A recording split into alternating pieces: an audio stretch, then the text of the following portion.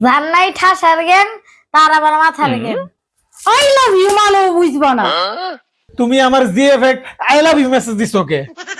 ঘরের জ্বালা বাইরের জ্বালা তার সাথে ফিরি আছে আমার বুড়া বউয়ের জ্বালা রে, আর ভালো লাগলো না। তোমার জ্বালা সব জায়গায় হবো। কিরে নাতি আর আমার সাথে কিভাবে ব্যবহার করস কে? তুমি ব্যবহারে দেখছো কি? তুমি যেই কাম করছো না, ব্যাপার বুঝলাম না তো, তুই আমার সাথে খামসি দিয়ে কথা বলছ। আমার যে চুলকানি আছে তাই তো তোমারে খামচাইতেছি।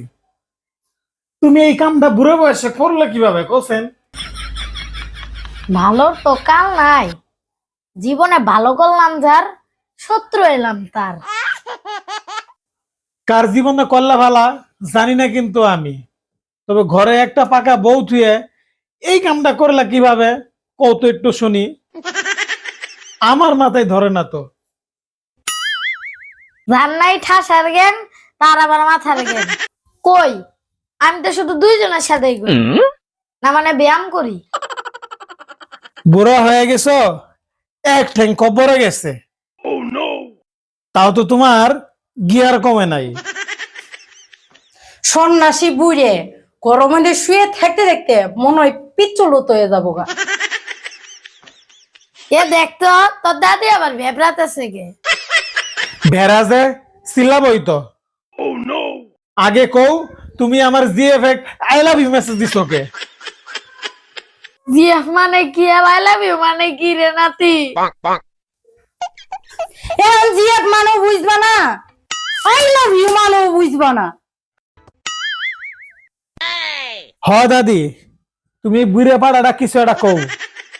তোমরা আমার জন্য এমনিতে বউ পা না, যদি আমি এটা পাইছি তাই বুড়েটা বগের মতো আমার জিএফএক্ট ডুপুস করে খাইয়া দিছে। কাইলে পাডা কোনদিন আমাক তুই আই লাভ ইউ কইলি রে?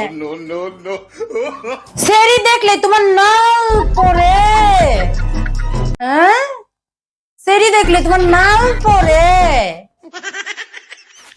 আমি কিছু করি না, এমনি কয়। সাধু সাইস্তাছ, দাঁড়াও আমি ঝাড়ুটা নিয়ে আসি। মরার বুইরে উই তোমার সেরির উপরে কি করো না, আজ তোমার ঝাড়ুটাই ভেঙে গেল রে মারতে মারতে। কেরা কই রে? দাদা দাদি tata tata bye bye tata.